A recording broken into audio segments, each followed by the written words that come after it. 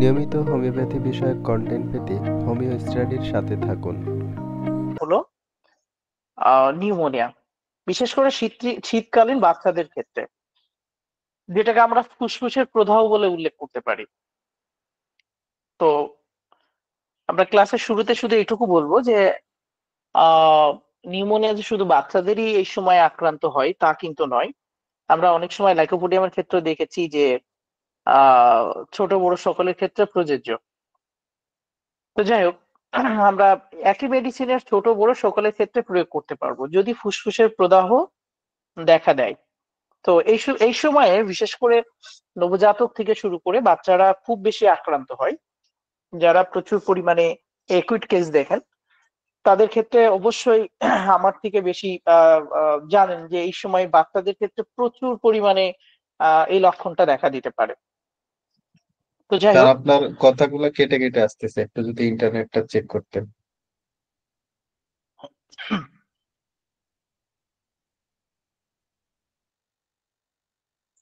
এখনো কি সেম? আচ্ছা, এখন স্যার সেম আপনার শোনা কথা যাচ্ছে? এখনো আমরা শুনতে পাচ্ছি না। এখন কি সেম শোনা যাচ্ছে নাকি ক্লিয়ার শোনা যাচ্ছে? স্যার কেটে কেটে শোনা যাচ্ছে, একেবারে অস্পষ্ট। আচ্ছা, আমি ওয়াইফাই ডিসকানেক্ট করে নেট কানেক্ট করছি। স্যার একটু বের হয়ে আবার এন্ট্রি করবেন।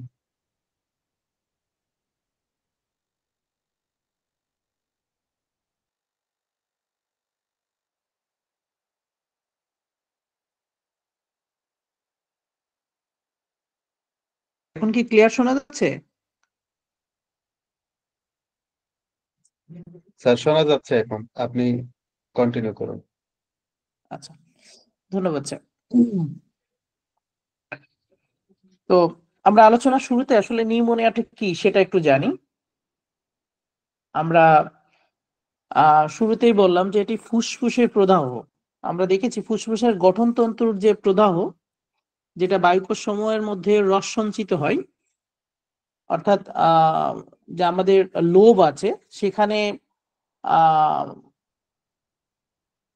শ্লেষা জন্মে কখনো কাঠিন্য প্রাপ্তি ঘটে, তাকে আমরা এক প্রকার আহ তার সেই প্রদাহটাকে আমরা কিন্তু নিউমোনিয়া বলে থাকি বা ফুসফুসের প্রদাহ বলে থাকি, যেটাকে প্রধানত দুই ভাগে ভাগ করা হয়। একটা হচ্ছে লোয়ার নিউমোনিয়া, আর একটা হচ্ছে লোভিউলার নিউমোনিয়া। তো যাক, এর অনেকগুলো ভাগ আছে, সেই ভাগে আমরা যাব না, আমরা মূল আলোচনাতে যাব। তো নিউমোনিয়া কেন হয়, কি কারণে হয় সেটাও আমাদের জানতে হবে। কারণ এই কারণগুলো জানলে আমরা ম্যানেজমেন্টে দারুণভাবে গুরুত্ব রাখতে পারবো। কারণ প্রতিটা রোগীর ক্ষেত্রে আমরা ম্যানেজমেন্টটাকে যদি প্রাধান্য না দিই, তাহলে একজন রোগী আরোগ্যের পথে দারুণ বাধা সৃষ্টি করতে পারে যদি আমরা ম্যানেজমেন্টটাকে দারুণভাবে বোঝাতে ব্যর্থ হই। তো নিউমোনিয়া হওয়ার কারণটা কি? আমরা দেখেছি যে নিউমোকক্কাস নামক যে জীবাণু, সংক্রমণ দ্বারাই কিন্তু এটা আক্রান্ত হয়, এটা অন্যতম কারণ। এছাড়াও আমরা দেখেছি লোকক্কাস, এছাড়াও আমরা দেখেছি স্ট্রেপোকক্কাস, ইনফ্লুয়েঞ্জা যে জীবাণু আছে, যক্ষ্মার জীবাণু আছে, এগুলো দ্বারাই কিন্তু আক্রান্ত হওয়ার প্রবণতা আমরা বেশি খুঁজে পাই। তাছাড়া আমরা দেখেছি অস্বাস্থ্যকর পরিবেশ, সেখানে স্যাঁতসেঁতে পরিবেশ হতে পারে, জনবহুল পরিবেশ হতে পারে, এর জন্য কিন্তু আমরা নিউমোনিয়া হতে পারে দেখতে পাই। এছাড়াও দেখেছি আমরা যাদের শরীরে রোগ প্রতিরোধ ক্ষমতা কম, তাদের ক্ষেত্রেও কিন্তু নিউমোনিয়া দেখা দেয়। তো নিউমোনিয়া হলে আমরা বুঝবো কিভাবে যে রুগীটা নিউমোনিয়ায় আক্রান্ত হয়েছে, বাচ্চাটা বা রুগীটা কিভাবে নিউমোনিয়ায় আক্রান্ত হয়েছে সেটা আমরা বুঝবো কিভাবে? আমরা দেখেছি অনেক সময় যারা বাচ্চা নিয়ে আসে, মুখমণ্ডল নীলবর্ণ, কখনো রক্তিম বর্ণ ধারণ করে। কেন?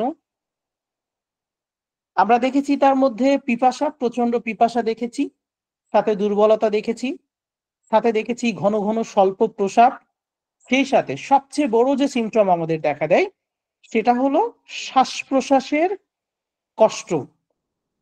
আমরা দেখেছি ঘন ঘন স্বল্প পরিসরে, ঘন ঘন স্বল্প পরিসরে শ্বাস গ্রহণ করতে, যেটা খুব কষ্টকর এবং খুব দ্রুত শ্বাস গ্রহণ করে।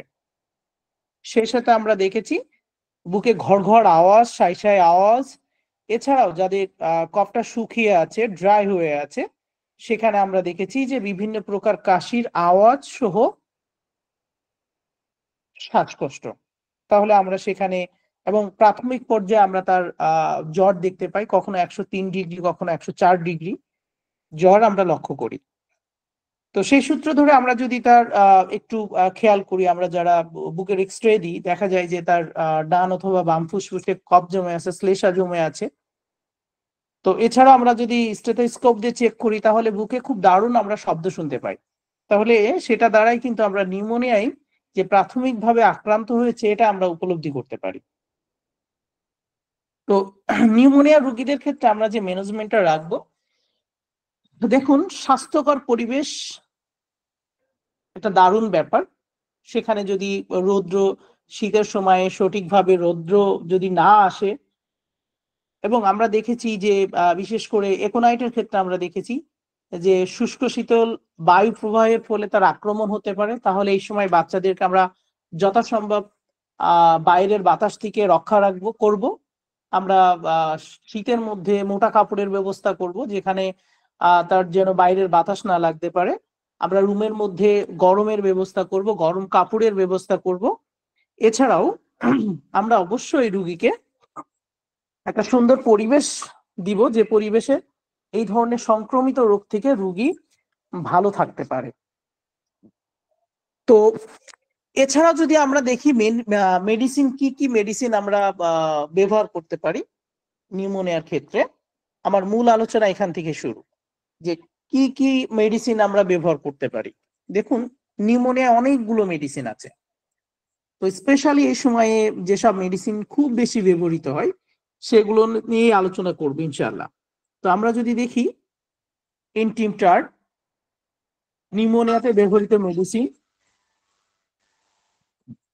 এন্টিমটার্ড, ipecac, bryonia, aconite, iodium, lycopodium, kali sulph, arsenic, carbo veg, justicia, sulphur, merc sol, phosphorus, terebinthina, pneumococcus pure, terramycin, নিউমোকোক্সিন,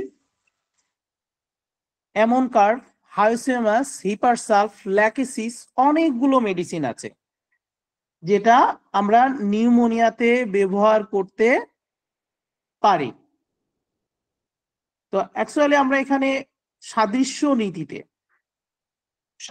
নীতি কি, জীবনী শক্তির কোনটা আসলে রিসিভ করো মানিক ভাই, সাদৃশ্য নীতিতে জীবনী শক্তির দুর্বলতা যে অর্গানে যেভাবে প্রকাশ পাবে, মেডিসিনের উচ্চ সাদৃশ্য নীতিতে আমরা সেই লক্ষণটা যদি খুঁজে পাই, তাহলে সেখানে আমরা সেই মেডিসিনটা অ্যাপ্লাই করব। তো আমরা যদি নিউমোনিয়ার ক্ষেত্রে কিছু লক্ষণটাকে যদি একটু আলাদা করতে চাই, যারা রেপার্টরি বেস করে পড়েন, সেখানে অনেক অনেক অনেক মেডিসিন আছে। কিন্তু স্পেশালি আমরা দেখি বাচ্চাদের ক্ষেত্রে ঘড় ঘড় আওয়াজ, এই জায়গাটাতে আমরা কিন্তু বেশ কিছু দারুণ দারুণ মেডিসিন আছে। ঘড় ঘড় আওয়াজ, দেখুন আমরা শুরুতে বলেছিলাম যে লক্ষণের মধ্যে ঘড় ঘড় আওয়াজ আছে, সাই সাই আওয়াজ আছে, শ্বাস প্রশ্বাস দ্রুত নেয়, মুখমণ্ডল নীল, কখনো রক্তিম ভাব নেয়, বাচ্চা খুব কান্না করছে, কোনোভাবেই তাকে শান্ত করা যাচ্ছে না, বুকের এখানে বসে যাচ্ছে, গলার এখানে বসে যাচ্ছে, আমরা অনেকগুলো লক্ষণ দেখতে পাই। তো সেই ঘড় ঘড় আওয়াজ, সেখান থেকে যদি আমরা আলোচনা করি, হয়তো এই একটা আলোচনায় আমরা আজকে সময় শেষ হয়ে যাবে ঘড় ঘড় আওয়াজ নিয়ে। তো ঘড় ঘড় আওয়াজ করলে আমরা অনেকগুলো মেডিসিন খুঁজে পাই। এন্টিমটার্ড, ইপিকাক, জাস্টিসিয়া, কার্বোভেস, লাইকোপোডিয়াম, অ্যামনকার্ভ, হায়োসেমাস, হিপারসালফ, অনেকগুলো মেডিসিন আছে ঘড় ঘড় আওয়াজ। তো সেখান থেকে আমরা একটু কম্পেয়ার করার চেষ্টা করব যে ঘড় ঘড় আওয়াজ করলেই আমরা কোন মেডিসিনটা অ্যাপ্লাই করতে পারি। বাচ্চাদের নিউমোনিয়ার ক্ষেত্রে ঘড় ঘড় আওয়াজ, সেখান থেকে আমরা কোন রোগীকে, কোন বাচ্চাকে কোন মেডিসিন দিব, এটা কিন্তু আমাদের তুলনার মাধ্যমে আলোচনা করে বের করে নিব আজকের ক্লাসে ইনশাআল্লাহ। তো দেখুন, এন্টিমটার্ড আমার কাছে, যদিও এক একজনের কাছে এক এক মেডিসিনের দারুণ জায়গা আছে, ব্যবহার করে হয়তো মজা পেয়েছেন। আর একটা মজার বিষয় হলো যে আমি এই 20 বছরের এক্সপিরিয়েন্সে আমি দেখেছি, আমার ব্যক্তিগত চেম্বার 20 বছর নয়, 20 বছর ধরে হোমিওপ্যাথির সাথে সম্পর্কিত ভাবে আমি দেখেছি কিছু এলাকা ভেদে, কিছু পেশাগত ভেদে কিছু মেডিসিনের দারুণ সাদৃশ্যতা খুঁজে পাওয়া যায়। এখানে হয়তো বিতর্ক আসতে পারে যে আসলে তাহলে আমরা তো রোগের চিকিৎসা করে দিচ্ছি। অ্যাকচুয়ালি দেখুন, যারা শ্রমজীবী, আমি যদি এই জায়গাটা একটু ক্লিয়ার করার চেষ্টা করছি, যারা শ্রমজীবী, ভারী জিনিস উত্তোলন, তাদের ক্ষেত্রে অধিকাংশ ক্ষেত্রে দেখবেন কিছু মেডিসিনের সাদৃশ্যতা আছে। যারা ড্রাইভার শ্রেণী, তাদের ক্ষেত্রে দেখবেন কিছু মেডিসিনের সাদৃশ্যতা আছে। যারা প্রচুর পরিমাণে বাইরের খাবার খায়, তাদের ক্ষেত্রে অধিকাংশের ক্ষেত্রে কিছু মেডিসিনের সাদৃশ্যতা আছে। যারা নদী এলাকায় বসবাস করে, তাদের ক্ষেত্রে কিছু মেডিসিনের সাদৃশ্যতা আছে। সেই সূত্র ধরে আমি যদি বলি, তাহলে বাচ্চাদের ক্ষেত্রে ইন্টিম চার্টের একটা দারুণ জায়গা আছে অধিকাংশ বাচ্চার ক্ষেত্রে। কারণ আমরা দেখেছি বাচ্চারা কফ তুলতে ব্যর্থ হয়, এবং আমরা দেখেছি বাচ্চা অধিকাংশ নিউমোনিয়ায় আক্রান্ত বাচ্চার বুকে ঘড় ঘড় আওয়াজ করে, অধিকাংশ। তো আমরা যদি এই ঘড় ঘড় আওয়াজের ক্ষেত্রে ইন্টিম চার্টকে দেখি, আমি এই ঘড় ঘড় আওয়াজ দিয়ে যতগুলো কম্পেয়ার আছে কম্পেয়ার করার চেষ্টা করব। আমরা ইন্টিম চার্টে বাচ্চাদের ক্ষেত্রে দেখেছি যে প্রচন্ড শ্বাসকষ্ট, সেই সাথে বুকে ঘড় ঘড় আওয়াজ। আপনারা খেয়াল করবেন ইন্টিম চার্টের বাচ্চারা কখনো নীল বর্ণ ধারণ করে, আমরা লক্ষণে বলেছিলাম, কখনো নীল বর্ণ ধারণ করে বাচ্চারা প্রচন্ড কান্নাকাটি করে, খাইতে চায় না। আপনি বাচ্চাকে ব্রেস্ট ফিডিং করাবেন, নিপিলটা মুখে দেবেন, বাচ্চা মুখ থেকে টান দিয়ে দিবে। আমরা যদি একটু খেয়াল করি, এই বাচ্চাদের ক্ষেত্রে নয়, যারা বড় আছে তাদের ক্ষেত্রেও দেখবেন খুব দ্রুত, বাচ্চারা এমনিতে দ্রুত শ্বাস গ্রহণ করে, খুব দ্রুত এবং স্বল্প সময় ধরে সে শ্বাস গ্রহণ করছে এবং খুব স্বল্প সময়ে সেই শ্বাস প্রশ্বাস শ্বাসটাকে নির্গত করছে। কেন? আমরা সেই জায়গাটা যদি লক্ষ্য করি, এই এই ইন্টিম চার্টকে দিয়ে দেখুন, ইন্টিম চার্টে যে জায়গা আছে, ইন্টিম চার্টের একটা দারুণ কথা আছে, কফ উঠাতে সে ব্যর্থ থাকে। আমি ইন্টিম চার্টকে একটা জায়গাতে খুব দারুণ মিল রাখি, সেটা হলো লাইকোপোডিয়ামকে যেমন বুড়োদের মেডিসিন বলা হয়, ইন্টিম চার্টকেও সেই জায়গাটাতে আমি বলি। কেন বলি? লাইকোপোডিয়াম তার সামর্থ্য নেই, ইচ্ছা আছে, চাহিদা আছে। আমরা ইন্টিম চার্টকে দেখি, তার কফ উঠাতে সামর্থ্য নাই, কিন্তু তার আওয়াজ, তার কাশি ধরন দেখলে মনে হয় সে কফ উঠাতে পারবে, আসলে সে পারে না। তাহলে আমরা কি দেখলাম ইন্টিম চার্টের ক্ষেত্রে? যে ইন্টিম চার্টের বাচ্চারা নিউমোনিয়ার ক্ষেত্রে, বিশেষ করে ডান পাশের ফুসফুসে যদি আক্রান্ত হয় এবং যদি সে বলার মতো থাকে, তাহলে আমরা ব্রায়োনাতে দেখেছি, কেলিকার্ভে দেখেছি যে সুই ফুটানোর মতো ব্যথা। আমরা যদি বলার মতো থাকে, তাহলে রোগী রোগ লক্ষণে বলবে আমার ডান পাশের বুকে সুই ফুটানোর মতো ব্যথা আছে, সাথে জ্বর থাকতে পারে। আমি বেশ অনেক আগে, তখন একুইট কেস প্রচুর দেখতাম, সম্ভবত 18 অথবা 19 সালে ইন্টিম চার্টে 104 একটা জ্বরে। আমি তখন এতটা ইন্টিম চার্ট নিয়ে এতটা গভীর ভাবে কখনো দেখিনি। 104 জ্বরে ইন্টিম চার্টে তার একদিনে জ্বর চলে গেছে, একদিনে ইন্টিম চার্টে। তো আমরা যদি দেখি যে ঘড় ঘড় আওয়াজ এবং জ্বর, এবং সেই সাথে যদি দেখি যে সে কোনোভাবে কফ উঠাতে পারছে না, এবং আপনি যদি দেখেন মুখমণ্ডল নীল বর্ণ ধারণ করছে, কেন? অক্সিজেনের অভাবে। আপনি যদি দেখেন সে কফ উঠাতে সরল কফ, আপনার আওয়াজ শুনলে মনে হবে যে এতটা সরল কফ যে সে কাশলেই কফ উঠে যাবে, আসলে কফ ওঠে না। সেই সাথে বাচ্চাদের ক্ষেত্রে দারুণ একটা সিমটম আছে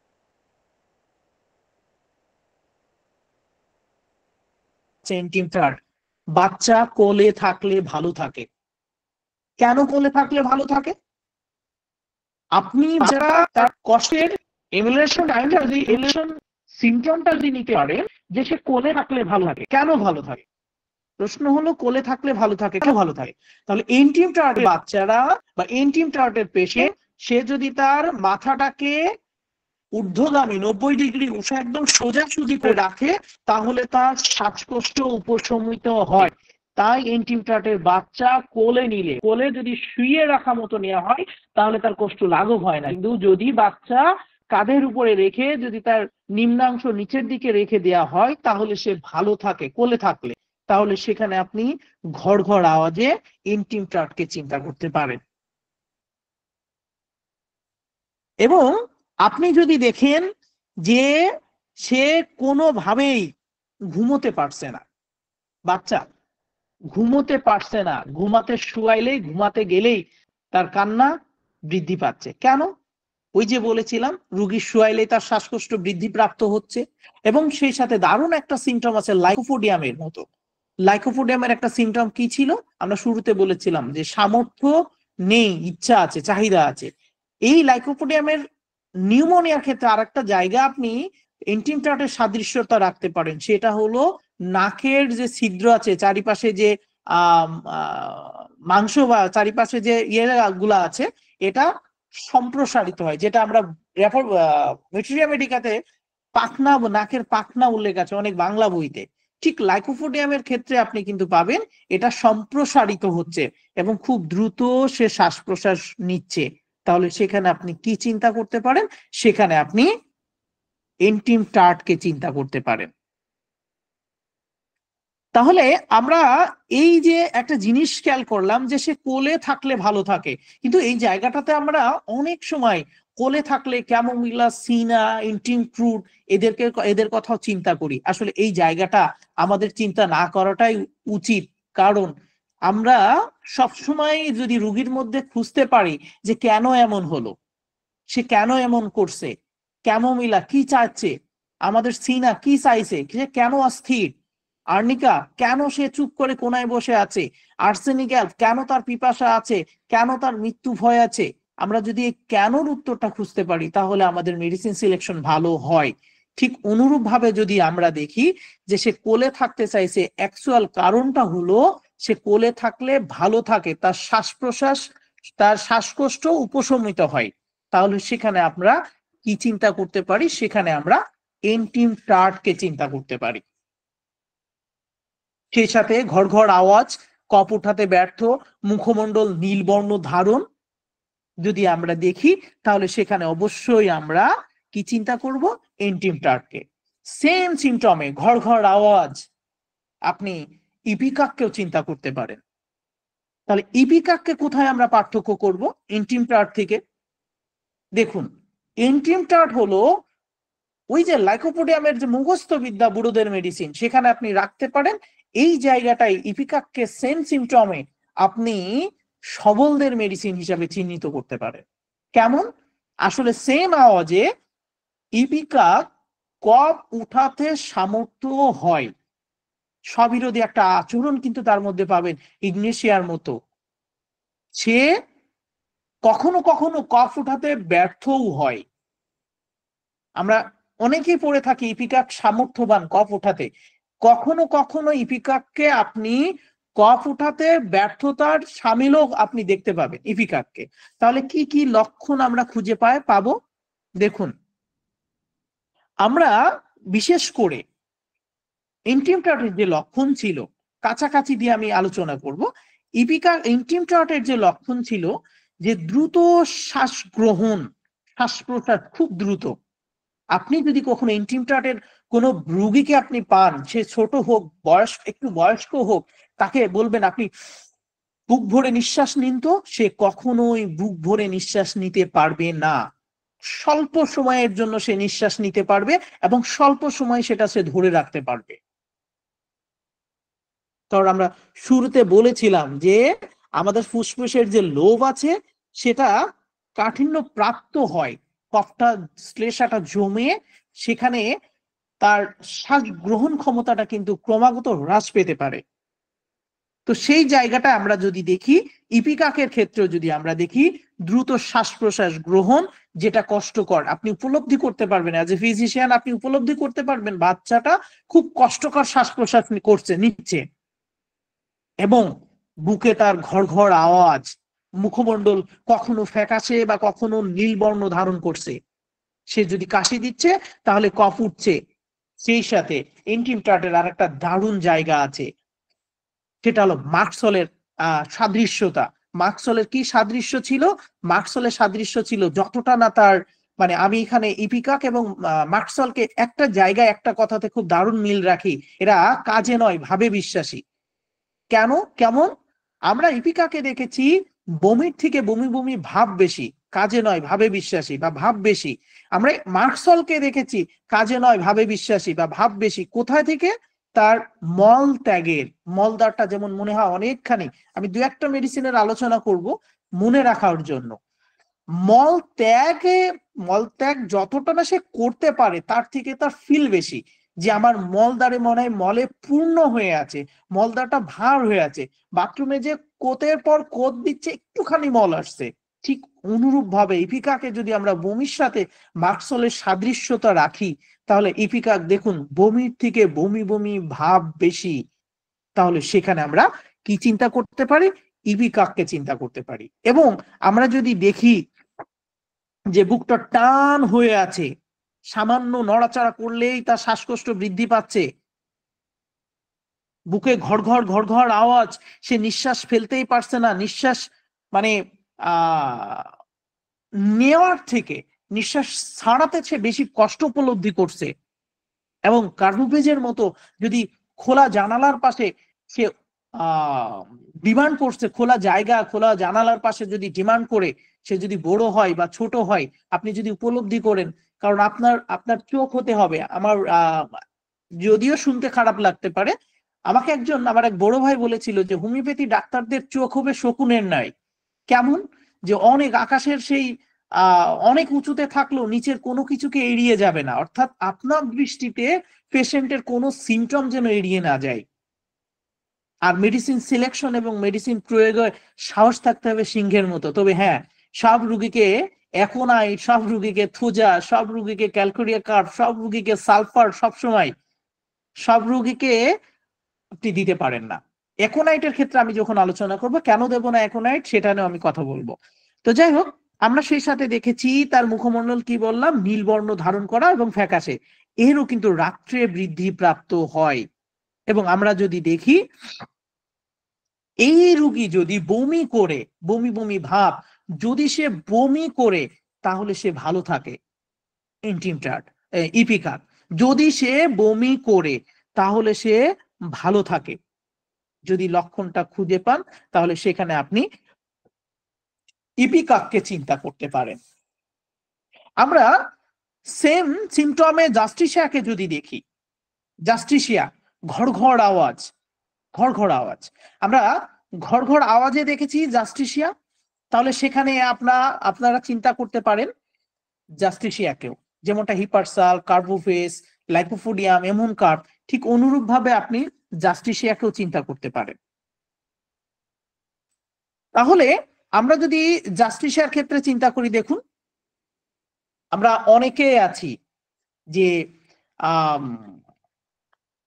শুধুমাত্র এন্টিমটার্ডে ঘড়ঘড় আওয়াজ, এন্টিমটার্ড বা শুধুমাত্র ইপিকাক, এটাতে আমরা পড়ে থাকি। আমরা যদি দেখি যে কোনো রোগীর বুকে ঘড়ঘড় আওয়াজ, এমন এত পরিমাণে শ্লেষা জন্মে আছে যার কণ্ঠস্বর বসে গেছে, সেখানে আমরা আবার কি চিন্তা করি? কস্টিকামকেও চিন্তা করি। তাহলে আমরা যদি দেখি যে বুকে প্রচুর পরিমাণে কফ জমে আছে, হ্যাঁ, তরল শ্লেষা জমে আছে, এবং সে যখন কাশতে চাইছে মনে হচ্ছে যেন তার দম আটকে যাবে, যেমন রিউম্যাক্সে দেখেছি, ভেলেডোনাতে দেখেছি, সে কাশতে গেলে মনে হয় না নিঃশ্বাসটা বন্ধ হয়ে যাবে, তার নিঃশ্বাসটা বন্ধ হয়ে যাবে। এবং আমরা যদি দেখি তার প্রচন্ড কাশি, আমরা দেখেছি এন্টিমটার্টের মতো, তা সে কফ উঠাতে ব্যর্থ হচ্ছে, ঘড়ঘড় আওয়াজ, ঠিক এন্টিমটার্টের জায়গায় ঘড়ঘড় আওয়াজ, কফ উঠাতে সে ব্যর্থ, অনবরত হাঁচি, অ্যাকোনাইট, এলিয়ামসিপা, আর্সেনিকের মতো অনবরত হাঁচি এবং তরল শ্লেষা সংযুক্ত, সে কফ উঠাতে ব্যর্থ, প্রচন্ড কাশি আছে, বুকে দেখবেন প্রচুর শ্লেষা জমে আছে, কিন্তু সে কোনোভাবে সেটা উঠাতে পারছে না, এবং গলার মধ্যে শা শা ঘড়ঘড় আওয়াজ হচ্ছে। তাহলে সেখানে আপনি কি চিন্তা করতে পারেন? সেখানে আপনি অবশ্যই জাস্টিসিয়াকেও চিন্তা করতে পারেন।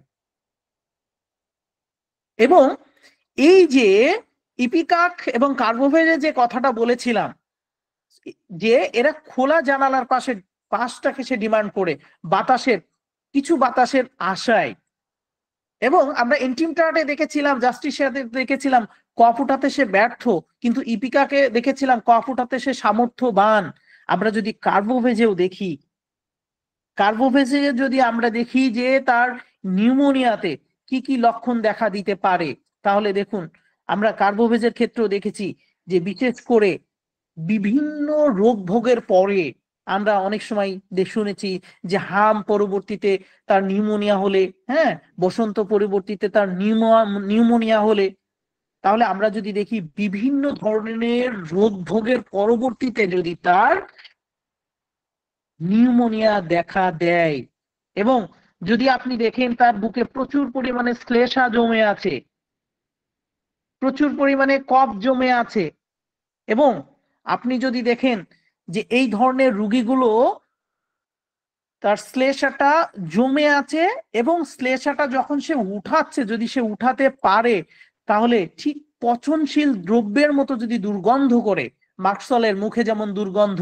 ঠিক অনুরূপ ভাবে কার্বোভেজের মুখেও কিন্তু দুর্গন্ধ হয়। এবং যদি খেয়াল করেন যে সে কফটা উঠছে, গন্ধযুক্ত, শ্বাস প্রশ্বাস নিতে পারছে না, মুখমণ্ডল নীল বর্ণ ধারণ করছে, অথবা এই ব্যক্তিটা তার গায়ে কাপড় রাখতে চাইছে না, আবার দেখুন খোলা বাতাস সে পছন্দ করছে, জানালার পাশ সে ডিমান্ড করছে, মুখমণ্ডল নীল বর্ণ ধারণ করছে, বুকে ঘর ঘর আওয়াজ করছে, এবং রুগী গায়ে কাপড় রাখতে চাইছে না। কেন রাখতে চাইছে না? তার কিন্তু বার্নিং সেন্সেশন আছে, আমরা সালফারে যেমন দেখেছি। তাহলে সেখানেও কিন্তু আপনি কি চিন্তা করতে পারেন? সেখানে আপনি ঘর ঘর আওয়াজে কার্বোভেজকেও কিন্তু চিন্তা করতে পারেন। ঘর ঘর আওয়াজে সেখানে আপনি কার্বোভেজকেও চিন্তা করতে পারেন। এই ঘর ঘর আওয়াজে যদি আপনি এমন কার্ভকে দেখেন, এমন কার্ভ, আপনি যদি এমন কার্ভকে দেখেন ঘর ঘর আওয়াজে, আপনি খেয়াল করবেন যে এই রোগীরা, আমরা ইন্টিম চার্টে দেখেছি মানে ঘুমাতে সে পারে না, শুয়াইলেই তার বৃদ্ধি প্রাপ্ত হয়, কিন্তু এমন কার্ভের সরি এমন কার্ভের ক্ষেত্রে দেখবেন, সরি হাইসোমাসের ক্ষেত্রে এরা গভীর নিদ্রায় যেতে পারে, আমার একটু মিস্টেক হয়ে গেছে, হাইসোমাসের ক্ষেত্রে এরা গভীর নিদ্রায় যেতে পারে। আমরা কিন্তু এমন কার্ভের ক্ষেত্রে যদি আমরা দেখি, এমন কার্ভের ক্ষেত্রে কিন্তু এদের নাকটা বন্ধ হয়ে যায়, যেমনটা আমরা সেম্বুকাশে দেখেছি। তাহলে আমরা ইন্টিম চার্টের ক্ষেত্রে শুরুতে বলেছিলাম যে বুক, এরা নিফিলটা যখন মুখে দিচ্ছেন, এরা কখনো সেটা খেতে পারে না, সেটাকে সে বারবার বের করে দিচ্ছে। বাচ্চা রোগীর লক্ষণ কিন্তু আমাদেরকে সবসময়তে মাথায় রাখতে হবে যে কি লক্ষণ সে দিচ্ছে, এবং লক্ষণ সংগ্রহ করব যে তাকে সেবা করছে, বিশেষ করে মাই তার সেবা বেশি করে থাকে।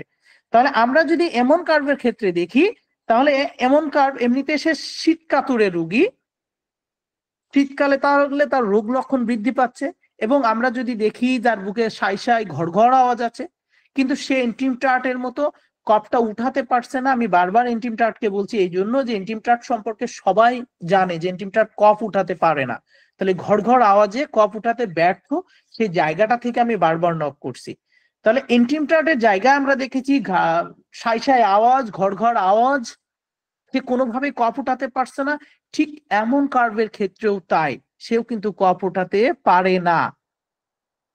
যদি কফ উঠায় এমন কার্ভ খুব সামান্য, যেমন কস্টিকামের ক্ষেত্রে আমরা দেখেছি, যদি সে কাশি দেয়, যদি কফটা ওঠে খুব সামান্য, স্পঞ্জিয়ার ক্ষেত্রে দেখেছি যদি তার কাশি ওঠে খুব সামান্য এবং সেটা খুব আঠালো যুক্ত স্পঞ্জিয়া, তাহলে যদি দেখি গলার মধ্যে সাই সাই ঘর ঘর আওয়াজ, প্রচুর শ্লেষা জমে আছে, কোনোভাবে সে উঠাতে পারছে না, যদি সে উঠাতে পারেও তবে একেবারে সামান্য,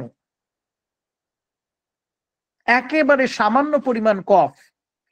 এবং আপনারা খেয়াল করবেন অনেক রুগী এসে বলে যে আমার গলায় মনে হচ্ছে ওই কোনো কিছু নরম কোনো কিছু দিয়ে কেউ চুলকাচ্ছে, ওখানে আঁচ করছে, যেটাকে আমরা বলি যে মনে হচ্ছে পাখা বা কোনো পাখির পালক অথবা চুল দিয়ে কেউ ওই জায়গাটাতে টাচ করছে, এবং সেই সময় আমার কাশি হচ্ছে। এবং কখনো কখনো এই কাশিতে রুগীর রক্ত না আসলেও রক্তের গন্ধ সে পায়, কোথায়? কফে। রক্তের গন্ধ পায়, এবং এমন কার্ডের রোগীগুলো প্রতি শীতেই কিন্তু আক্রান্ত হয় নিউমোনিয়াতে। যেমনটা আমরা ডাল কামড়ার রোগীগুলোকে দেখেছি যে আবহাওয়া চেঞ্জ হলেই তারা সর্দি কাশিতে আক্রান্ত হয়, ডাল কামড়া। এবং সেই সাথে আমরা কি দেখেছি যে আমরা প্রতি শীত আসলেই এমন কার্ডের রোগীগুলো শ্বাসকষ্টে আক্রান্ত হয়, ঘন ঘন তার সর্দি লাগে, ঘন ঘন তার শ্বাসকষ্ট হয়, এবং সে এত বেশি শ্বাসকষ্ট হয় যে তার ঘুম আসে না, সে ঘুমাতে পারে না। আমরা ঠিক এন্টিম টার্টের জায়গায় যদি দেখি তাহলে সে ঘুমাতে পারে না, যেমনটা আমরা এন্টিম টার্টে দেখেছি। কিন্তু আমরা হাইসোমিয়াসের ক্ষেত্রে যদি দেখি, হাইসোমিয়াস সে কিন্তু খুব গভীর নিদ্রা দিতে পারে, শ্বাসকষ্ট থাকা সত্ত্বেও গভীর নিদ্রা দিতে পারে। তাহলে ঘড় ঘড় আওয়াজ, শ্বাসকষ্ট আছে, ঘড় ঘড় আওয়াজ, কিন্তু গভীর নিদ্রা সে দিতে পারে, তাহলে সেখানে কিন্তু আপনি হাইসোমিয়াসকে চিন্তা করতে পারেন। তাহলে হাইসোমিয়াসের ক্ষেত্রে আমরা যদি দেখি যে তার বুকে ঘড় ঘড় আওয়াজ এবং বেলেডোনার একটা সিমটম তার মধ্যে খুঁজে পাবেন। আমরা বেলেডোনার তার মাথা ব্যথাতে দেখেছি না যে ক্যারোটিড ধমনী দপদপ দপদপ করছে, ব্লাড সার্কুলেশন ঊর্ধ্বগামী। ঠিক অনুরূপ ভাবে হাইসোমিয়াসের ক্ষেত্রে কিন্তু আপনারা কি খুঁজে পাবেন? হাইসোমিয়াসের ক্ষেত্রে আপনারা দেখবেন যে এই নিউমোনিয়া আক্রান্ত বাচ্চা বা বড় মানুষ যেই হোক না কেন, সে শ্বাসকষ্ট থাকা সত্ত্বেও গভীর নিদ্রায়, অচেতন অবস্থার মতো গভীর নিদ্রায় সে ঘুমাচ্ছে। ঠিক যেমন আর্নিকা রোগী বলে আমি ভালো আছি। সামান্য অসুস্থতা হোক আর খুব বেশি অসুস্থতা হোক, আর্নিকা পেশেন্ট কিন্তু আপনাকে বলছে যে আমি ভালো আছি। কিন্তু সেই জায়গাটাতে আমরা যদি যাই, দু একটা কমন কথা দিয়ে আমরা যদি মিল রাখি, এটা আমার মনে রাখার কৌশল। যদি আমরা মনে করি, দেখি যে এই বেলেডোনার মতো ক্যারোটিড ধমনী দপদপ করছে এবং আর্নিকার মতো যদি গভীর নিদ্রায় থাকে, এবং যদি আপনি দেখেন ব্রাউনিয়ার মতো, স্পঞ্জিয়ার মতো, কস্টিকামের মতো, রিউমেক্স এর মতো শুষ্ক কাশি দিচ্ছে, অথচ যখন কাশি দিচ্ছে মানে কফ উঠছে না, শুষ্ক কাশি, কফ উঠছে না, কিন্তু বুকে ঘড় ঘড় ঘড় ঘড় আওয়াজ আছে, মুখমণ্ডল ফ্যাকাশে বর্ণ ধারণ করেছে, এবং বাম ফুসফুসে যদি আক্রান্ত হয় লাইকেসিসের মতো, তাহলে তার সুই ফুটানোর মতো ব্যথা, যেমনটা আমরা ব্রাউনিয়াতে দেখেছি, কেলিকার্ভে দেখেছি, ফুসফুসে সুই ফুটানোর মতো ব্যথা।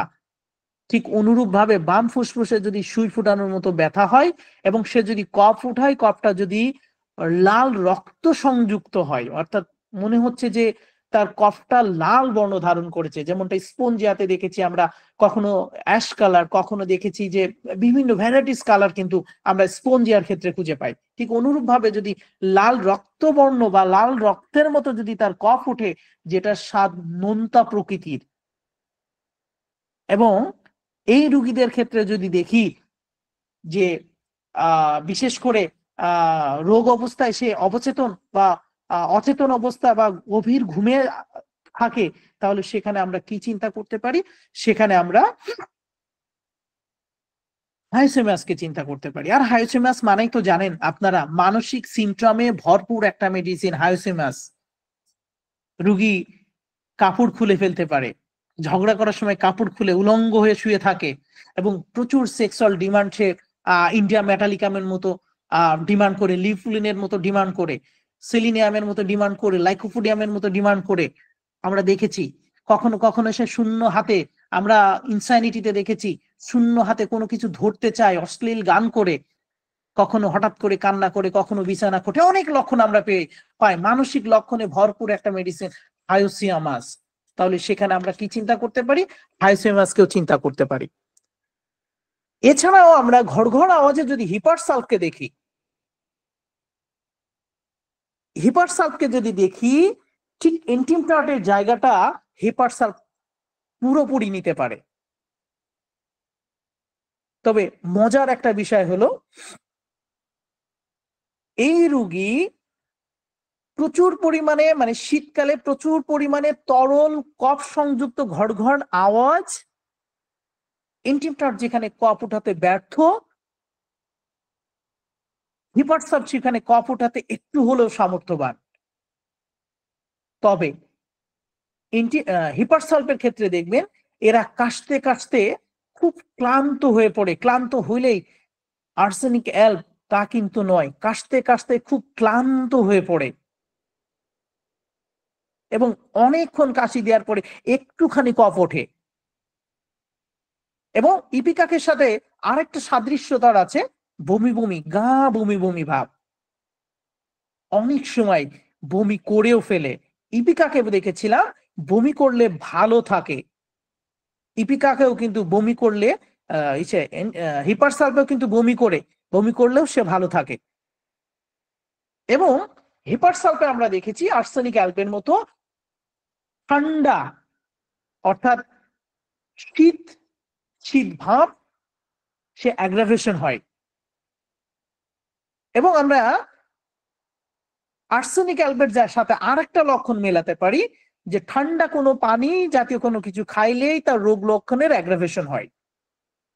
তাহলে আমরা জানি যে হিপারসালফ শীতকাতর, এবং আমরা দেখেছি সে এত বেশি শীতকাতর, এই শীতের সিজনে যদি সে বলার মতো হয়, একটু বড় বাচ্চা হয়, বা আমরা যদি দেখি যে ছোট বাচ্চা একটুখানি পা আলগা ছিল, সেখানে তার ঠান্ডা লেগে গেছে, সেখানে তার নিউমোনিয়া তৈরি হয়ে গেছে, তাহলে যদি দেখি কোনো অংশ অনাবৃত থাকলে কাশি বৃদ্ধি প্রাপ্ত হয়। যদি বয়স্ক ব্যক্তি হয় তাহলে ঘরের যে জায়গাটা ফাঁকা আছে, যারা বেড়ার ঘরে থাকে তারা বেড়ার ঘরটাকে সে কাপড় দিয়ে আটকে রাখছে, যারা মানে ভালো ফ্ল্যাটে থাকে তারা জানালার বা দরজার নিচে একটুখানি ফাঁক আছে, সেখানেও সে ফাঁকটাকে বন্ধ করার চেষ্টা করে। যদি লক্ষণটা খুঁজে পান, কেন করে? কারণ অল্প হালকা বাতাসে, হালকা ঠান্ডা বাতাসেও তার রোগ লক্ষণ দেখা দেয়, তাহলে সেখানে আপনারা হিপারসালফকে চিন্তা করতে পারেন। এবং মাইন্ড সিমটমে দারুণ ভরপুর হিপারসালফ, সেখানে আমরা দেখেছি খুব রাগান্বিত, ক্রোধান্বিত, একটু বয়স হলে দেখুন সে আগুন ধরিয়ে দিতে পারে, ক্রোধ রাগ সবকিছু তার বেশি, সে আগুন ধরিয়ে দিতে পারে। লক্ষণটা যদি খুঁজে পান তাহলে ঘর ঘর আওয়াজে সেখানে আপনি হিপারসালফকেও চিন্তা করতে পারেন। এবং এই ঘর ঘর আওয়াজে যদি আমরা আরেকটু দেখি লাইকোপোডিয়ামকে, তাহলে দেখুন লাইকোপোডিয়ামের যে জায়গাটাতে আছে, আমরা দেখেছি লাইকোপোডিয়াম, আমরা যদি ইন্টিম টার্টের জায়গায় যাই, যে সাই সাই আওয়াজ, ঘর ঘর আওয়াজ, বুকে প্রচুর শ্লেষ্মা বা মিউকাস জমে আছে, যেটা আমরা দেখেছি খোলা বাতাসে এবং চিত হয়ে শুইলে, মানে পিঠের উপরে ভর দিয়ে শুইলে যদি তার রোগ লক্ষণ বৃদ্ধি প্রাপ্ত হয়, তাহলে সেখানে আপনি লাইকোপোডিয়ামকে চিন্তা করতে পারেন। এবং লাইকোপোডিয়ামের রোগীগুলো দেখবেন যদি সে কফ উঠায় তাহলে কফে যেন মানে মানে কফের যে স্বাদটা আছে, যদি সে কফ উঠাতে পারে, যে কালারটা আছে, কালারটা হলো ঠিক যেমনটা আমরা যদি বলি যে যারা লোহাতে মরিচা পড়ে, ঠিক অনুরূপ ভাবে যদি মরিচা রঙের কালার যদি কফ আসে, কিছুটা পুজের মতো যদি রং দেখা দেয়, এবং বুকে প্রচন্ড ঘর ঘর আওয়াজ যদি শোনা যায়, যদি ডান পাশের ফুসফুস আক্রান্ত হয়, এবং যদি রোগ লক্ষণ গুলো বিকাল 4টা থেকে রাত 8টার মধ্যে বৃদ্ধি প্রাপ্ত হয়, এবং সেই সাথে যদি দেখেন ডিসপেপসিয়া আক্রান্ত, অজীর্ণ সমস্যা, খুব সহজে তার অ্যাসিডিটি হয়, সেই সাথে যদি জ্বর ভাব থাকে, এবং ঠিক ইন্টিম টার্ডের মতো যদি নাকের পাখনা বা নাক যদি প্রসারিত হয়, তাহলে লাইকোপোডিয়াম একটা অসাধারণ মেডিসিন। এবং যদি কখনো কোনো রোগীর সেম সিমটমের সাথে যদি তার লিভার আক্রান্ত হওয়ার ইতিহাস খুঁজে পান, তাহলে লাইকোপোডিয়াম, এটা বড়দের ক্ষেত্রে লাইকোপোডিয়াম একটা অসাধারণ মেডিসিন। যদিও লিভার আক্রান্ত হইলে সেখানে ফসফরাস এবং চেলিডোনিয়ামও কিন্তু বেশ দারুণ একটা মেডিসিন আমাদের এই নিউমোনিয়ার ক্ষেত্রে, সেটা ছোট হোক এবং বড় হোক, যদি আমরা খুঁজে পাই তাহলে আমরা দারুণ ভাবে সে মেডিসিনটাকে অ্যাপ্লাই করতে পারি। তাহলে আমরা দেখলাম যে লাইকোপোডিয়ামের শ্বাসকষ্ট আছে, লাইকোপোডিয়ামের বিশেষ করে ছোট এবং বড় সকলের ক্ষেত্রে নিউমোনিয়া আক্রান্ত হলে প্রযোজ্য। এবং আমরা দেখেছি যে এরও ডান পাশে আক্রান্ত হওয়ার প্রবণতা আছে, তবে আমরা অনেক সময় হয় কি যে আমরা কি করি যে পাশটাকে উল্লেখ করে থাকি। দেখুন একুইড কেসে, এটা আমার একান্ত ব্যক্তিগত মতামত, গ্রহণ করলে করতে পারেন, না করলে বিতর্ক করবেন না। একুইড কেসে কখনো আমি পাশকে মূল্যায়ন করি না, এটা আমার একান্ত ব্যক্তিগত মত।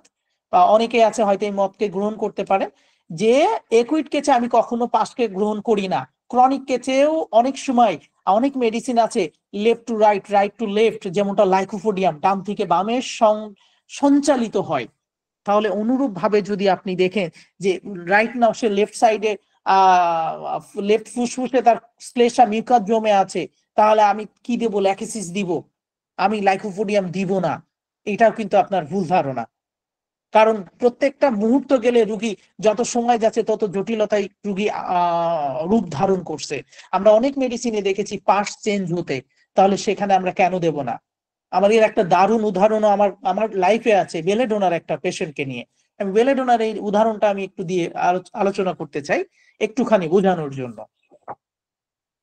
আমি একটা পেশেন্টকে মানে বাম সাইডে পুরো ব্যাকা হয়ে গেছে, বাম সাইডে পুরো ব্যাকা হয়ে গেছে, বাচ্চা পেশেন্ট, 10 কি 11 বছর বয়স, একদম ব্যাকা হয়ে গেছে, মনে হচ্ছে বাম পাশে ওর সে হিপ জয়েন্টটাই নেই, এত বেশি ব্যাকা হয়ে গেছে।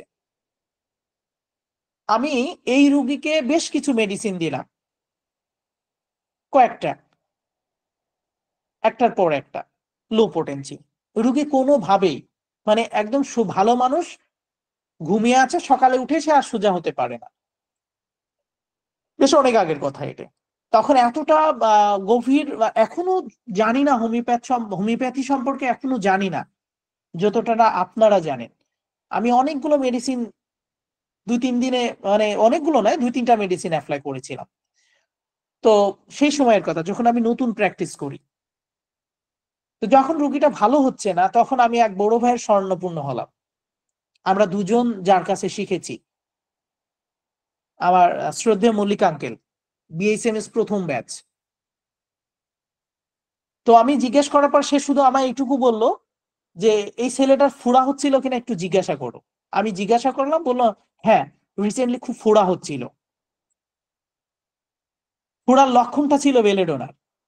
আমাকে বললো যে বেলেডোনা 30 দাও। আমি বেলেডোনা 30 প্রয়োগ করার পরের দিন রুগী সোজা হয়ে গেল। দেখুন এখানে বাম পাশ ছিল। তাহলে আমরা একুইড কেসের ক্ষেত্রে কিন্তু কখনোই পাশটাকে গুরুত্ব, এটা আপনাদের ব্যক্তিগত মত, আমি কিন্তু কখনো গুরুত্ব দিই না।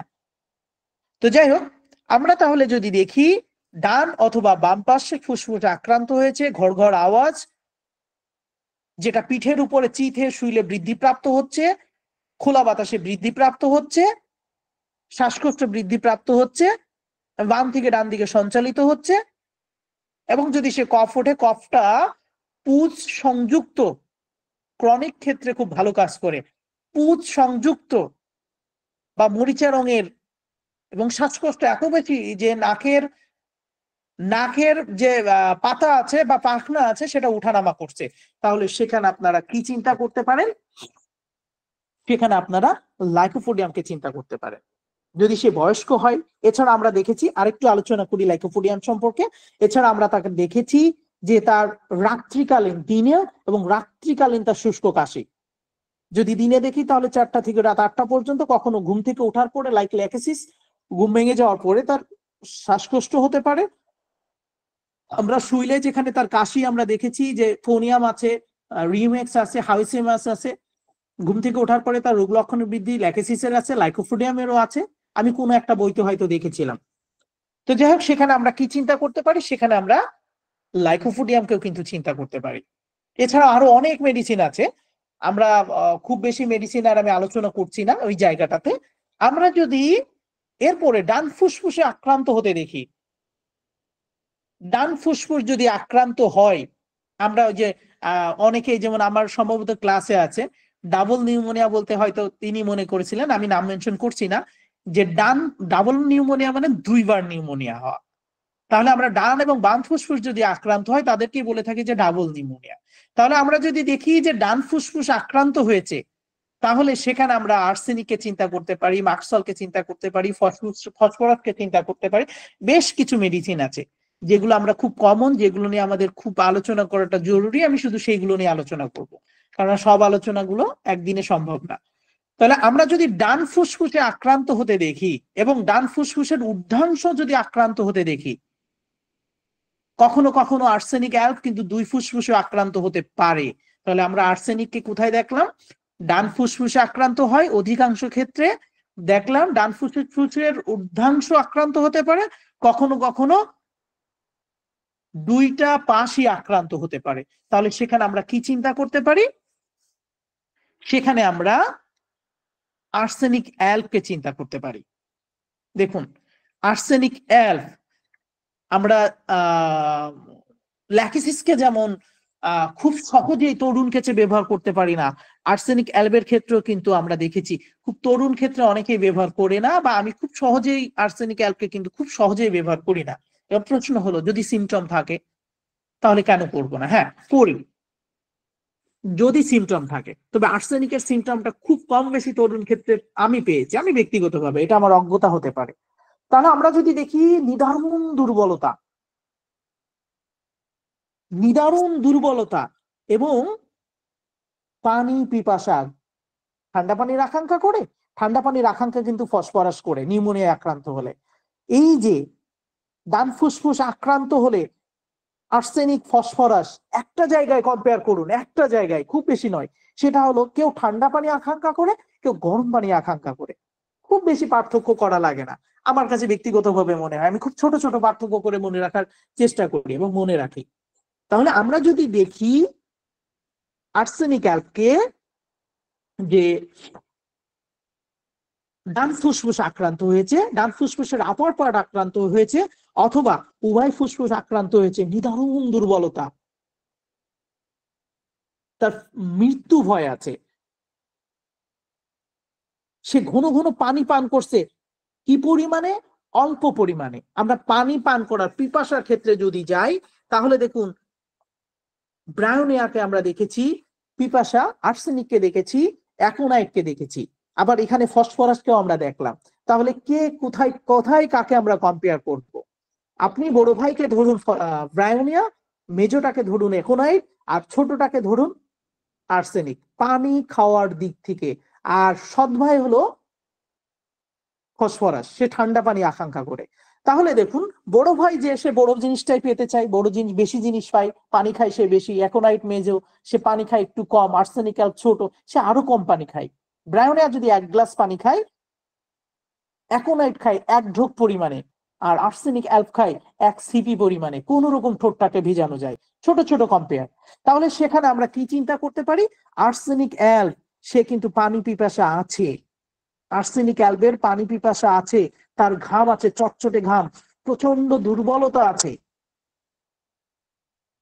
খুব অল্প অল্প পানি খুব ঘন ঘন খায়, খুব সহজেই সে দুর্বল হয়ে পড়ে, জিহ্বাটা শুকিয়ে যায় ব্রায়োনিয়ার মতো।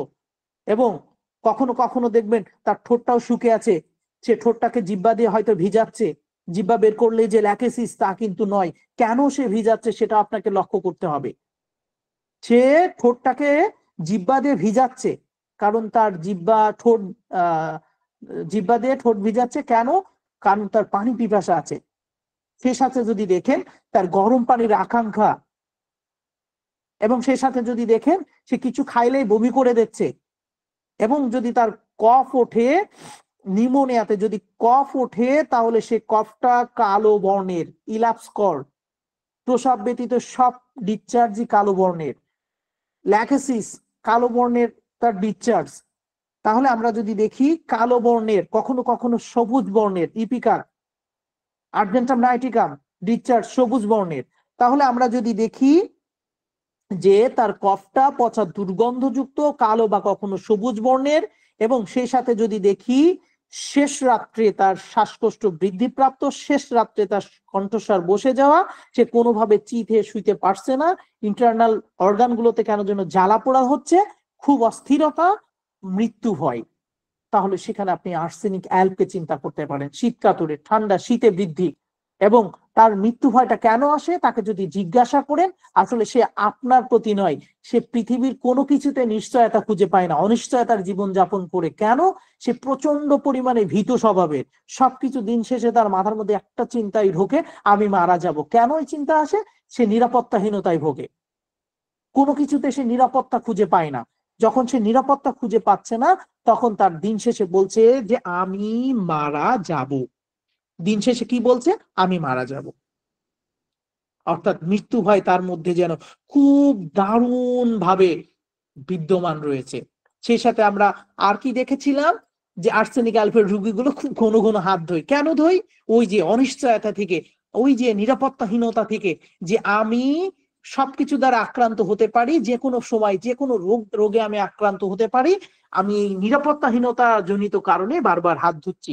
সেই সাথে আমরা দেখেছি স্ববিরোধী আচরণ, কখনো সে কোম্পানি ডিজায়ার করে, কখনো তার মধ্যে কোম্পানি অ্যাভার্সন আছে। যদিও আমি বাচ্চাদের ক্ষেত্রে আলোচনা করছিলাম, বাচ্চা থেকে আপনি বড়দের ক্ষেত্রে ব্যবহার করতে পারেন, এবং যারা কথা বলার মতো তাদের ক্ষেত্রে আপনি ব্যবহার করতে পারেন। শুরুতে বলেছিলাম সবার মিলিয়ে আলোচনা। তাহলে সে কোম্পানি কখন ডিজায়ার করে? যখন তার মৃত্যু ভয়টা প্রকট আকারে ধারণ করে, যে আমি তো মারা যেতে পারি, কিছু হলে, আমার বিপদ হলে তো আমি কোনো কিছু হলে আমি মারা যেতে পারি, তাই আমি কোম্পানি ডিজায়ার করছি যে কেউ আমাকে দেখুক, কেউ আমার খোঁজ রাখুক, যে আমার কোনো কিছু হলে সে যেন সাহায্য করতে পারে, যেটা আর্সেনিক অ্যালবের দারুণ জায়গা। এবং সে আবার কোম্পানি অ্যাভার্সন আছে। কেন আছে? সেখানে যদি আমরা যাই তাহলে দেখুন, যে ওই যে নিরাপত্তাহীনতা, ওই যে অনিশ্চয়তার জীবন, ওই যে শঙ্কিত মনোভাব, সে চায় না যে আমার পাশে কেউ থাকুক, তার দ্বারা আমি রোগে আক্রান্ত হই। যার কারণে তার মধ্যে স্ববিরোধী আচরণ, কোম্পানি অ্যাভার্সনও তার মধ্যে আমরা খুঁজে পাই। তাহলে সেখানে আমরা কি চিন্তা করতে পারি? সেখানে আমরা আর্সেনিক অ্যালবকেও চিন্তা করতে পারি। এবং আমরা যদি ডান ফুসফুসের মার্কসলকে যদি চিন্তা করি, তাহলে আমরা কিন্তু শুরুতে বলেছিলাম ব্রায়োনিয়া, সুই ফুটানোর মতো ব্যথা, এখন অনেক মেডিসিন আছে, দেখি কতক্ষণ আলোচনা করতে পারি। ডান ফুসফুসে সুই ফুটানোর মতো ব্যথা আমরা ব্রায়োনিয়াকে দেখেছিলাম, কেলিকার্পকে দেখেছিলাম। দেখুন, সুই ফুটানোর মতো ব্যথায় কেলিকার্পের একটা পিকুলিয়ার সিমটম আছে। কেলিকার্প তার কোনো মানে সব অর্গানে বলবে সুই ফুটানোর মতো ব্যথা, স্পেশালি সে দাঁতে পর্যন্ত বলবে সুই ফুটানোর মতো ব্যথা, যেটা ব্রায়োনিয়ার মধ্যে নাই, কিন্তু কেলিকার্পের মধ্যে আছে। তাহলে একটা দারুণ সিমটম এখানে, কেলিকার্পকে ব্রায়োনিয়া থেকে আলাদা করার একটা দারুণ জায়গা। তাহলে আমরা ডান ফুসফুসে কি দেখলাম? সুই ফুটানোর মতো ব্যথা। তাহলে ডান ফুসফুসে সুই ফুটানোর মতো ব্যথা, এবং সে সাথে দেখলাম সে যদি কফ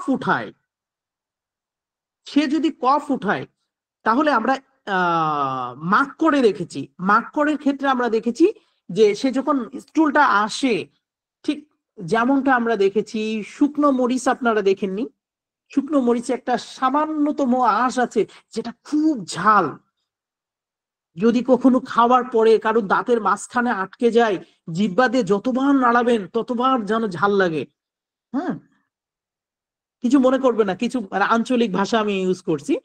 যতবার সে, মানে প্রমোদ চৌধুরীর একটা কথা আছে, আমি যা লিখছি তা যদি পাঠক না বোঝে তাহলে আমার লেখাটাই বৃথা, হুবহু না হলে এমন। ঠিক অনুরূপ ভাবে আমি যা বলছি তা যদি আপনারা না বুঝতে পারেন তাহলে আমার বলাটাই বৃথা। তাহলে আমরা যদি দেখি যে মাকড়ের স্টুলের ক্ষেত্রে আমরা দেখেছি কেমন যেন একটা রক্তের দাগ লেগে আছে, ঠিক অনুরূপ ভাবে যদি কফে এই রক্তের রেখা বা দাগ যদি লেগে থাকে, তাহলে সুই ফুটানোর মতো ব্যথা, ডান ফুসফুসে আক্রান্ত, সেখানে আমরা কি চিন্তা করতে পারি? মার্কসলকে চিন্তা করতে পারি। ডান ফুসফুসের নিম্ন অংশে যদি ব্যথা সঞ্চালিত হয়, সুই ফুটানোর মতো ব্যথা যদি সঞ্চালিত হয়, সে যদি ডান পাশে চেপে শুইতে না পারে, এবং তাদের মল আমরা যদি দেখি যে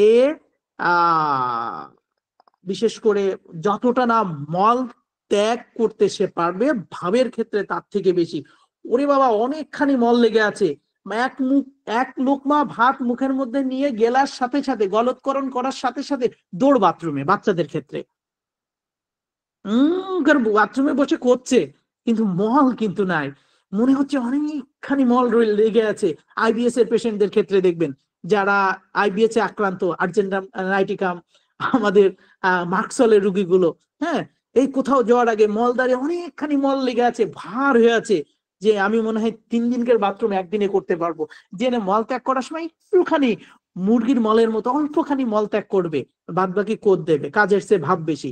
ঠিক অনুরূপ ভাবে যদি দেখেন, এবং সেটা যদি রাত্রিকালীন তার রোগ লক্ষণ বৃদ্ধিপ্রাপ্ত হয়, এবং যদি রোগী বলে যে আমার বুকের উপরে কোনো কিছু যেন চাপানো আছে, ভারী কোনো কিছু চাপানো আছে, আমি খুব শ্বাস নিতে খুব কষ্ট অনুভব করছি, সেই সাথে আমার গলাটা শুকিয়ে আছে, লালা থাকা সত্ত্বেও পিপাসা, শুকিয়ে আছে, এবং অল্পতে কাশতে গেলে যদি সে হাঁপিয়ে ওঠে, রাত্রিকালীন যদি কাশি বৃদ্ধিপ্রাপ্ত হয়, কফে যদি রক্তের দাগ থাকে, সেই সাথে যদি কফ দেখেন হলুদ বা কখনো সবুজ বর্ণ কখনো রক্তবর্ণ, তাহলে সেখানে আপনি কি চিন্তা করতে পারেন?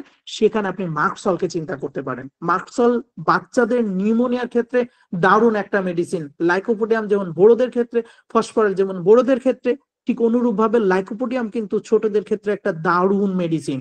সে সাথে আমরা জিহ্বা দেখেছি, দাঁতের ছাপ। কেন দাঁতের ছাপ? কারণ আপনারা খেয়াল করবেন, মার্কসলের জিহ্বাটা তুলনামূলক ফুলাভাব, তুলনামূলক বড়, রসালো। ফুলাভাব থাকার কারণে মুখের মধ্যে যে আয়তন আছে, সে আয়তনে ওই জিহ্বাটাকে সে রাখতে পারে না, দাঁতের চাপে তার দাঁতের ছাপ তৈরি হয়। সেখানে আমরা দাঁতের ছাপ দেখতে পাই মার্কসলের রোগীর ক্ষেত্রে।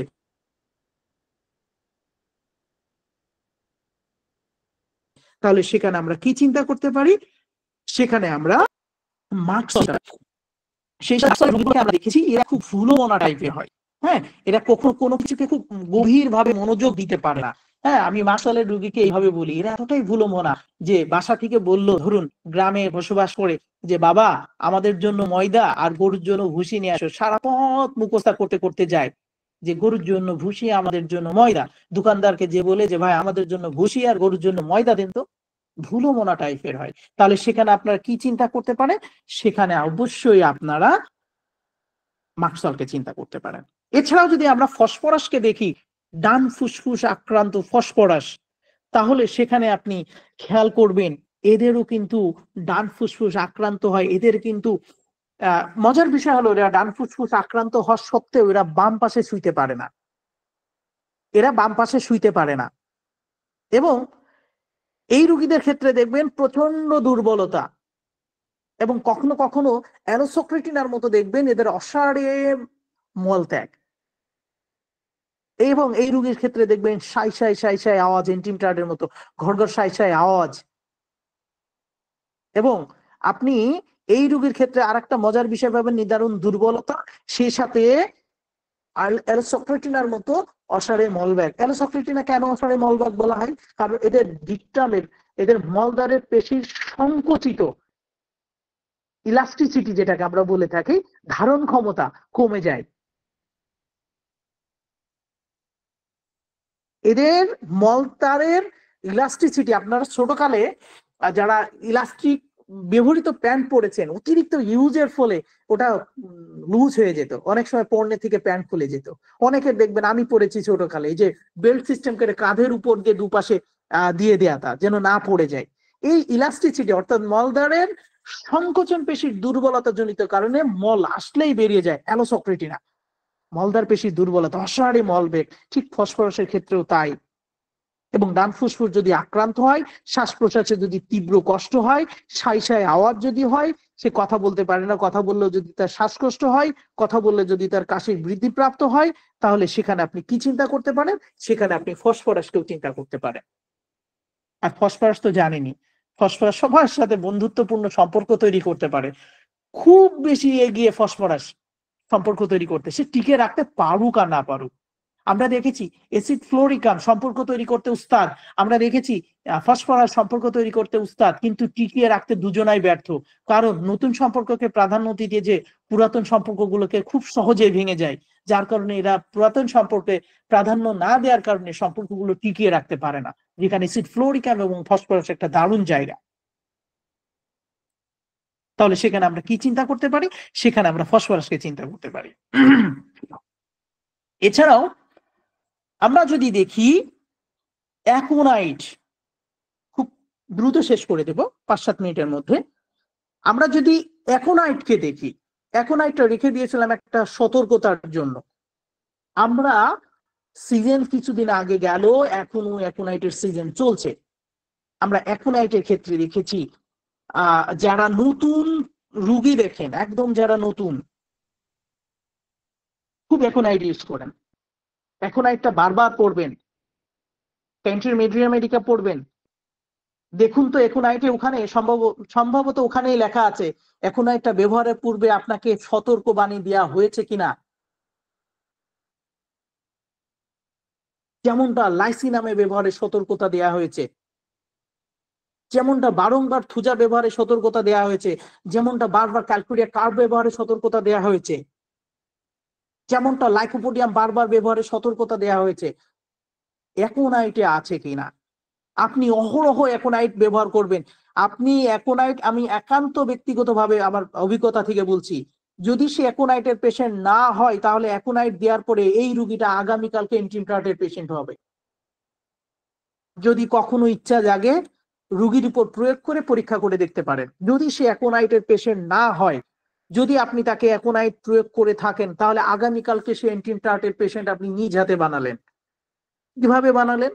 আমরা জানি তরুণ সর্দিতে, আমরা জানি নিউমোনিয়ার ক্ষেত্রে হঠাৎ আক্রমণ হয়েছে, উন্মুক্ত বাতাস, খোলা বাতাস, শুষ্ক শীতল বায়ু প্রবাহের ফলে তার ঠান্ডা সর্দি লেগেছে, তার শ্লেষা তৈরি হয়েছে, তরল সর্দি, হাঁচি হচ্ছে, নাক দিয়ে কাঁচা পানি বের হচ্ছে, এলিয়ানসি আর্সেনিক অ্যালবের মতো।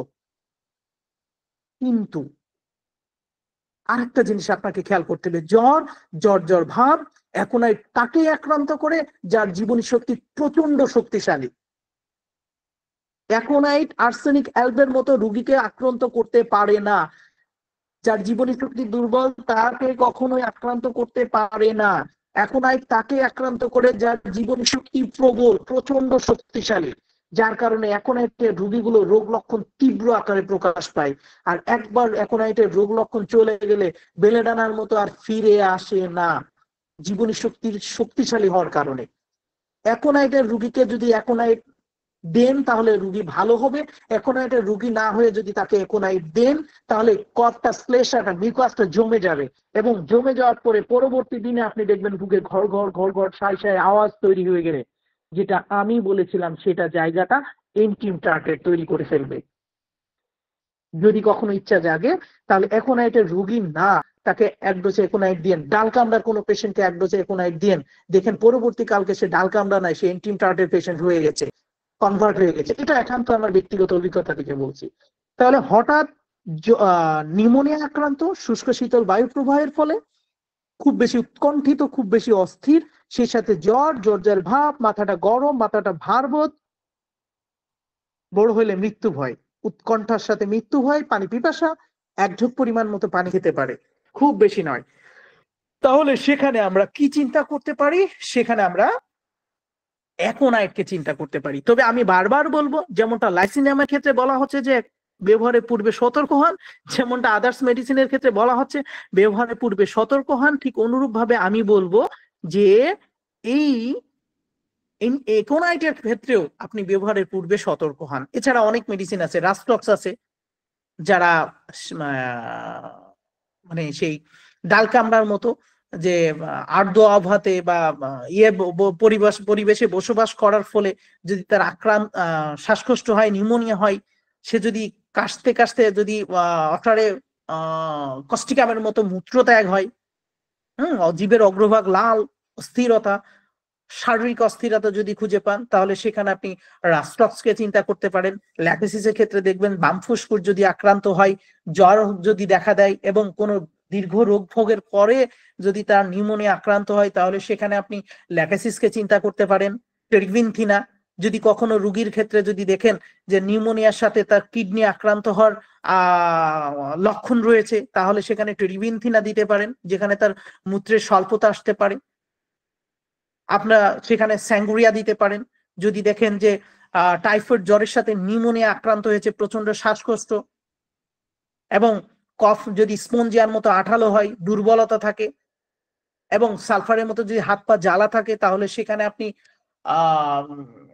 স্যাঙ্গুরিয়া দিতে পারেন। টেলিকার্ব দিতে পারেন যদি দেখেন তার নিউমোনিয়া ঠিক ব্রায়োনিয়ার মতো সুই ফোটানোর মতো ব্যথা, ডান পাশে খোঁচা মারা সুই ফোটানোর মতো ব্যথা। এবং যদি দেখেন যে এই রুগীদের পিপাসা আছে, আর্সেনিক অ্যালবের মতো প্রচন্ড পিপাসা আছে, তাহলে সেখানে আপনি কেলিকার্ভকে দিতে পারেন। ছোট ছোট ভাবে একটু আলোচনা করে দিয়ে যাচ্ছি।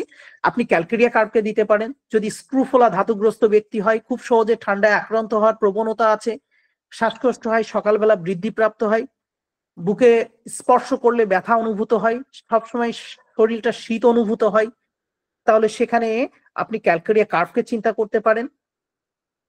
সরিনামকে চিন্তা করতে পারেন। যদি দেখেন তার সালফার সরিনামকে স্কিন ডিজিজ চাপা পড়ার পরবর্তীতে যদি তার শ্বাসকষ্ট, সেই সাথে যদি তার সেই নিউমোনিয়া আক্রান্ত হয়, তাহলে সেখানেও আপনি ব্যবহার করতে পারেন। যে অনেকগুলো মেডিসিন আছে। আসলে খুব বেশি ভাঙাচুরো করে আলোচনা করতে গেলে ওই ঘর ঘর আওয়াজ নিয়ে আমার একটা ক্লাস হয়তো লেগে যেত। আরো এছাড়া অনেকগুলো মেডিসিন আছে। তো আমরা সাদৃশ্য নীতিতে যদি মেডিসিন গুলো খুঁজে পাই তাহলে অবশ্যই ব্যবহার করব। সেই সাথে আমরা দেখেছি রোগীর জীবনী শক্তি যদি খুব দুর্বল হয়, তাহলে আমরা এই জায়গায় আমি একান্ত ব্যক্তিগত একটা কথা বলে যাচ্ছি যে আমি এই ক্ষেত্রে নিউমোনিয়া ক্ষেত্রে আমি লো পোটেন্সিতে আত্মবিশ্বাসী। এটা নিয়ে বিতর্ক তৈরি করবেন না, কোনো প্রশ্ন করবেন না। একান্ত ব্যক্তিগতভাবে বলছি যে আমি জীবনী শক্তি নিউমোনিয়া আক্রান্ত হলে জীবনী শক্তি প্রচন্ড ভাবে দুর্বল হয়ে যায়। তাহলে জীবনী শক্তি দুর্বলতা জনিত কারণে আপনি এখানে লো পোটেন্সিটাকে ব্যবহার করতে পারেন। আমি লো পোটেন্সি ব্যবহারে বিশ্বাসী এই জায়গাটার ক্ষেত্রে।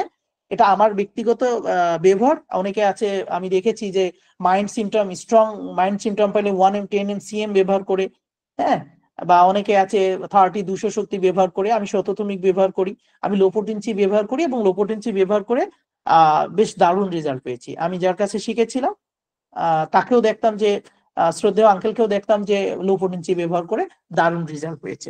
এই গেল। সাথে সাথে নিউমোনিয়া আক্রান্ত হলে অনেকে আছে যে কিছুদিন আগে আমি একটা কেস আমি অবশ্য গ্রুপে কালকেও দেখেছিলাম, সম্ভবত কালকে না পরশুদিন, যে সম্ভবত নাকি আজকে ভুলে গেছি, যে মোট 27 আর 9 হাসপাতালে ভর্তি এবং ক্লিনিকে ভর্তি, যাকে সকাল বিকাল অ্যান্টিবায়োটিক দিত আমার কাছে নিয়ে আসলো। নিয়ে আসার পরে আমি তাকে ইন্টিমটার দিয়েছিলাম। ইন্টিমটার দেওয়ার পরে বাচ্চাটা অসম্ভব মানে রেজাল্ট এসেছে। আমি সম্ভবত আজকে রুগী দেখতে দেখতে অনলাইনে রুগী দেখতে দেখতে দেখাইছিলাম সম্ভবত আজকে, হ্যাঁ মনে হয়। তো যাই হোক, তারাও আছে যারা দেখেছে। তো আমরা এখানে লো পোটেন্সি ব্যবহারে বিশ্বাসী। আরেকটা জায়গা হলো ঘাট তেড়ামো করবেন না, কোনো প্যাথি স্বয়ং সম্পূর্ণ না।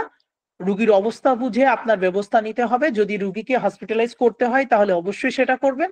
যদি রুগীকে নেবুলাইজ করতে হয় তাহলে অবশ্যই সেটা দিবেন। কারণ জীবন আগে, পরে আপনার নিয়ম নীতি, বিশেষ করে বাচ্চাদের এই জায়গাটাতে। কারণ কোনো প্যাথি স্বয়ং সম্পূর্ণ না দিন শেষে। তো ধন্যবাদ সবাইকে যারা আজকের আলোচনাগুলো শুনেছেন। স্বল্প সময়ে অনেকগুলো মেডিসিনের অনেক আলোচনাগুলো তুলে ধরার চেষ্টা করেছি, ভুল ত্রুটি থাকতেই পারে, অবশ্যই মার্জনীয়।